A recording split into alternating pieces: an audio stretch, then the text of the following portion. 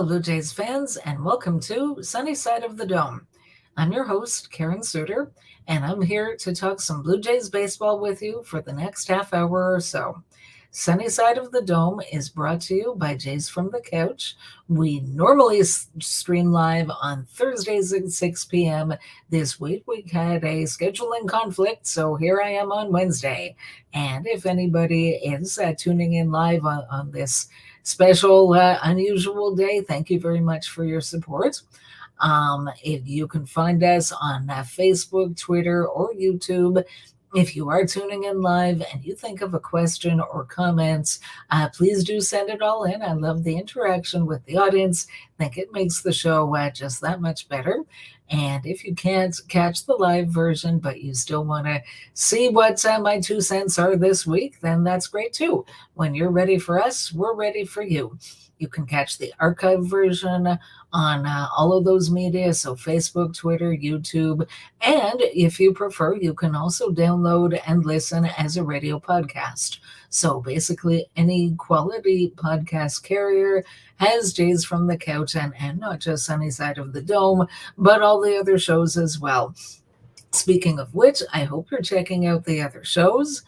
There's the main podcast, radio podcast, that's Mondays at 6 p.m., hosted by Shaun Doyle, founder, senior editor of Jays from the Couch.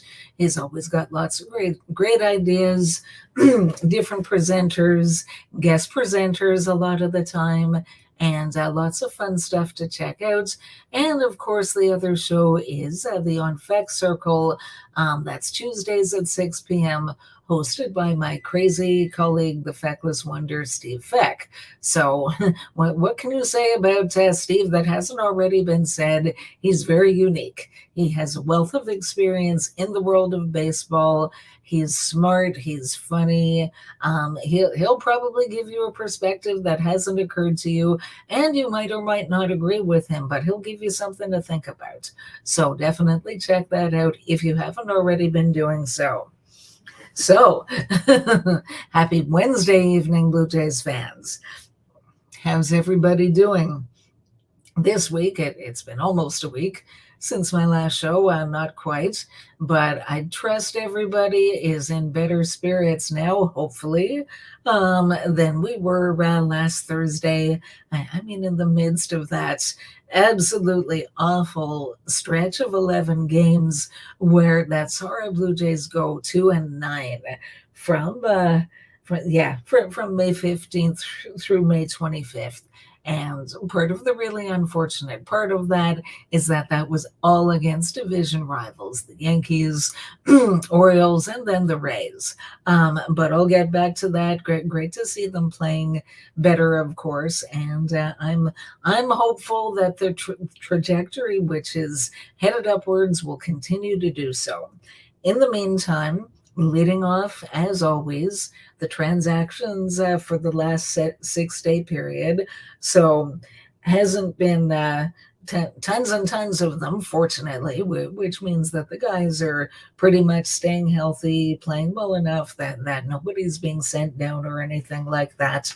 The one big transaction that happened, so Danny Jansen, a while ago, he was playing, and then he had to be removed from a game. In the middle of the game, was replaced by Alejandro Kirk. And unfortunately, Danny Jansen has had to go on the injured list with a left groin strain. This happened on May the 26th. And then they have called up and activated from AAA Tyler Heineman. So you remember a while back when the Blue Jays actually reacquired Heineman, they traded Vinny Capra, an infielder that's probably a ways down on the Jays, or was a ways down on the Jays prospect depth charts. And all the best to him in Pittsburgh. So they reacquired Heineman, who is a catcher who has some major league experience, and he also has minor league options. So the Blue Jays, if they needed to, could bring him up if something happened to one of Jansen or Kirk, and then assuming they come back, when they come back, that they're able to send him back to AAA without exposing him to waivers and preserving the organizational depth that they do have. So reacquiring Heineman actually proved to be a pretty good move. It's great that they had the foresight to do that. So Heineman, since he's been active, he's gotten into one game. He doesn't have any hits. He's drawn a walk, and he also scored a run. So I mean, it's great that they have Tyler Heineman to be able to fill in Danny Jansen's absence. Hopefully, Jansen won't need to miss that much time. I haven't really heard an update as far as like an estimate when they think he might be back. But needless to say, the Toronto Blue Jays are better with Jansen and Kirk than they are with Heineman and Kirk. So really hoping for his sake and for the teams that he's able to come back sooner than later. And yeah, Jansen, he's a really interesting player. One of his strengths, something that is widely considered where he is concerned, is his ability to call a good game, to be able to interact with the pitchers in that way and get the most out of them on any given day. So yeah, I mean it's unfortunate to lose him for any amount of time. As far as the offense, it's kind of cyclical, and it actually has been for a few years that he really has his ups and downs. That you've got Jansen, so his OPS on the season is 6.8. Excuse me, 686. I think it's time for some ginger ale. Okay. So Jansen's OPS on the season is 686. That's not terrible. I mean, for a catcher, that the main thing they're expected to do is play good defense, handle their pitching staff, and if they can hit it all, that's a bonus. So not terrible, but also not great. But then we've also seen Danny Jansen be very streaky with the bat. So in his last 15 games, he has an OPS of 776. That's quite good. And in his last 7 games, he was red hot. His OPS was 908. Like, wow, just as he had gotten that hot, he goes on the injured list. So his hitting has been streaky in recent years, and unfortunately, so is his ability to stay healthy. I like Danny Jansen. I hate to knock him, but the reality is that he's spent some time on the injured list over the last few years. I mean, I think at one point last year he got hit in the hand by a pitch and had to miss some time because of that. Well, that you can't really blame him for, but other types of injuries that are his own body, it's unfortunate, and unfortunately it's what's been happening with him the last few years. So we'll see what happens. Fingers crossed that he won't have to miss too much time, and we'll see how all of that goes. Some other transactions. So Mitch White, as of May the 27th, he's been sent to AAA Buffalo on a rehab assignment. So if you recall, White was actually already on a rehab assignment. He'd been at AAA Buffalo, and then something happened. He had an outing, didn't pitch that well, unfortunately. And then the next day he wasn't feeling quite right. So I think what they did was they put that on hold, brought him to Toronto. I guess he was checked out by whatever doctors, and I'm assuming that they must have gotten the go-ahead that he's okay, because now he's restarting the rehab assignment. So that's, I assume what that means is that restarts the clock from day one, because once you've started a rehab assignment, you have 30 days to finish the rehab assignment, and then a decision has to be made. So at that point, you have to either add the player to the major league roster, option them if they have options, but Mitch White does not, or if you're not going to do either of those, then you have to designate them for assignment, expose them to waivers, and risk losing the player from the organization. So it'll be interesting to see what happens. I mean, of course, we wish Mitch White, say that 5 times fast. we miss, bleh, there I go again. We wish him all the best, obviously for his sake and for the Jays' sakes too, because if he can stay healthy and get back to pitching like he did for the LA Dodgers, he could be a very valuable long man, swing man out of the bullpen. It would mean somebody going the other way, of course, but we'll see. Hopefully he forces the Jays to have that conversation. Knock on wood. Something else, some interesting news.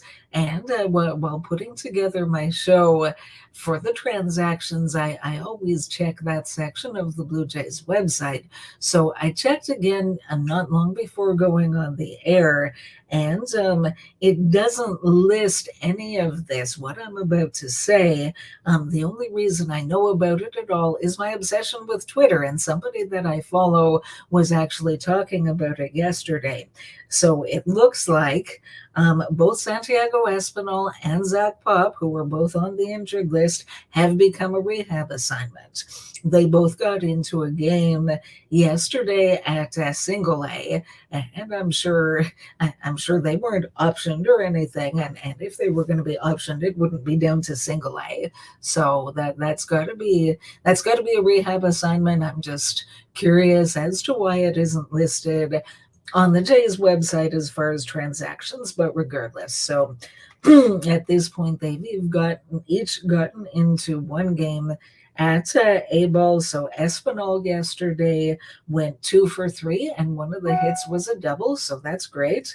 Pop also got into a game. He's pitched 1 inning, didn't give up any runs or hits. He did walk one batter, but I mean, he's been on the shelf for a little while, so a little bit of rest is understandable and expected. So it's very encouraging, as far as I'm concerned, to have those two guys on the comeback trail. I think they can both be very valuable once they're healthy and playing as well as they can. So Espinal, with all due respect to Ernie Clement, I'm sure I would rather have Espinal back playing at the major leagues. I imagine most of you did. Again, he was having a good game when he had to be taken out and ended up going on the injured list. So maybe he was starting to do a little bit better. A few guys who have struggled a bit, but sometimes all it takes is a little bit of consistent playing time, and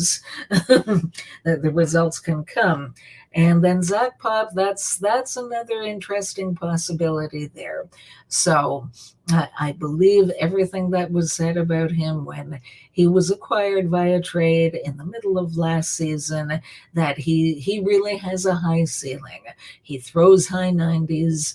There's a lot that he does right.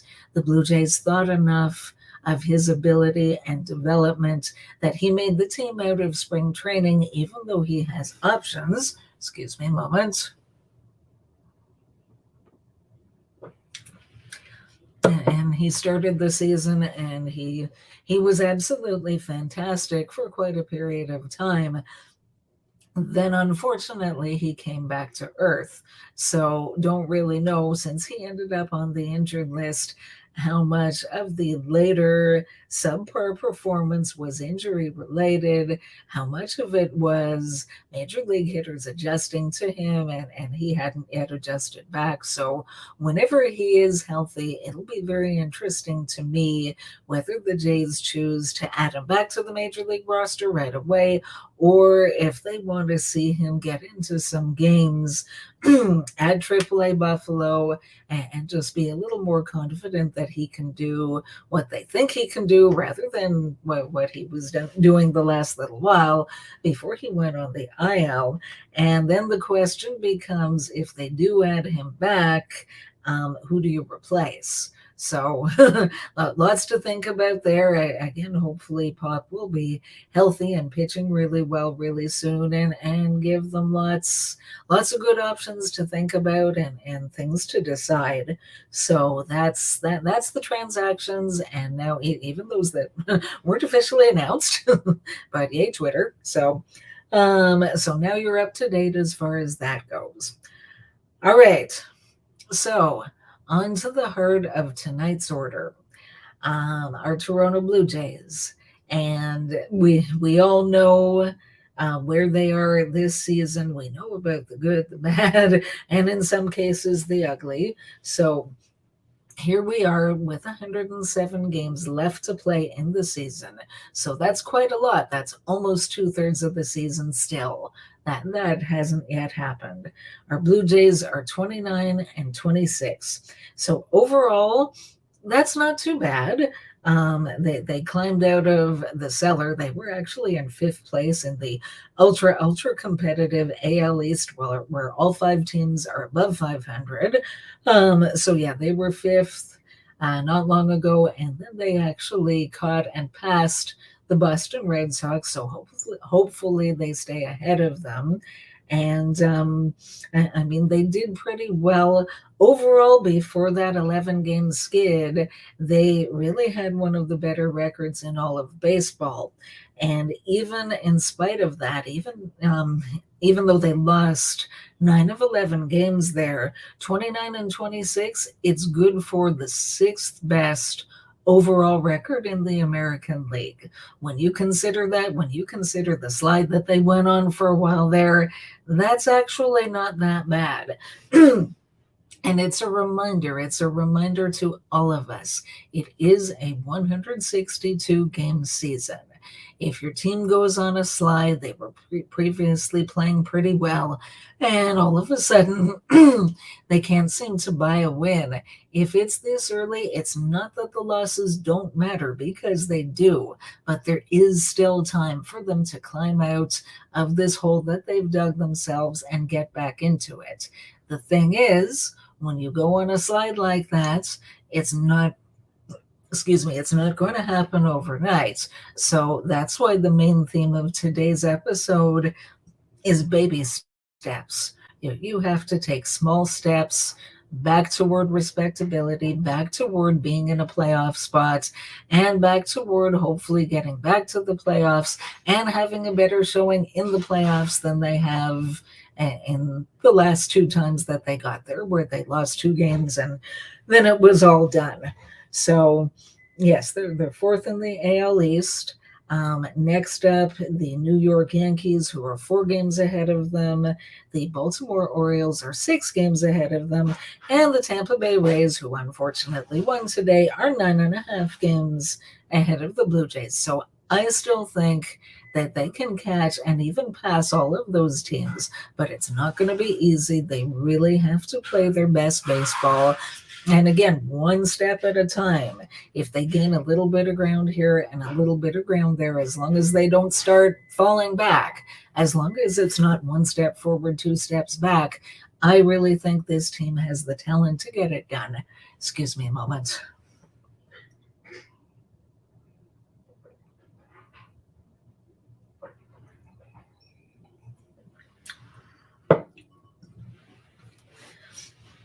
So what do the Blue Jays need to get it done?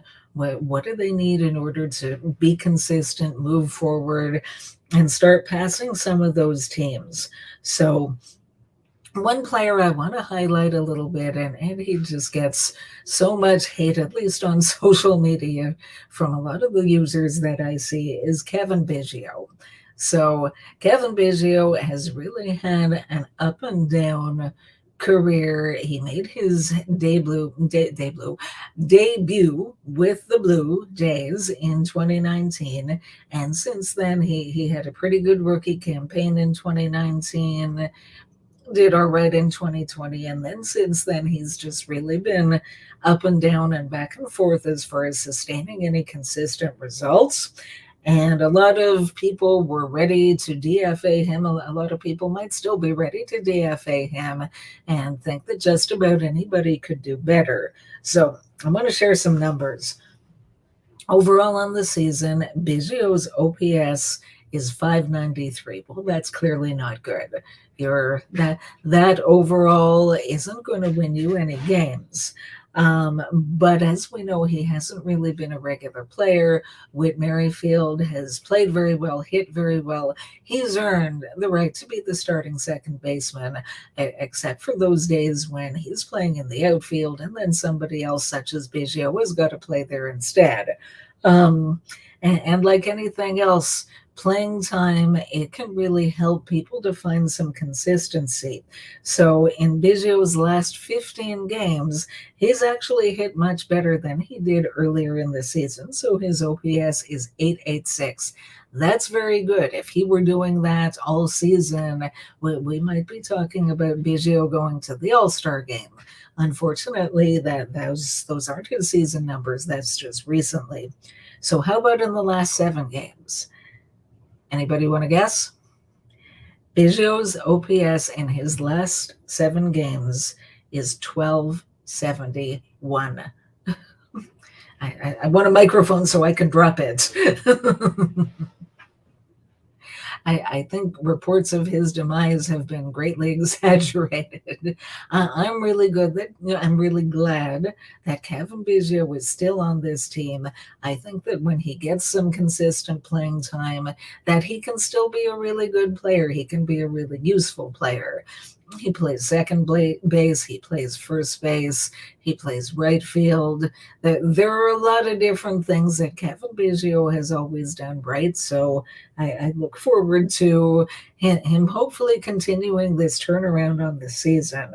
The Blue Jays rotation, an interesting fact which I heard, I think, during yesterday's game, the Toronto Blue Jays are the only major league team of all 30 teams who have only used 5 starting pitchers all season.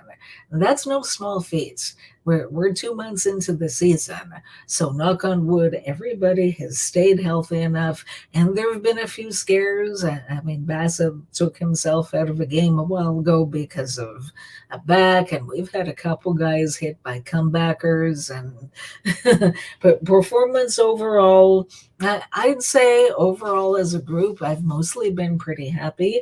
I mean, we've got 3 starting pitchers with earned run averages under 4. I'm excited by that. Kevin Gausman just over 3 at 303. Chris Bassett, 380. Jose Barrios, how about the bounce back season for him at 386? Yusei Kikuchi, he started the season very, very good. Wasn't doing as well in May, but his last start yesterday was pretty solid. 5 innings pitched, only the 2 runs given up.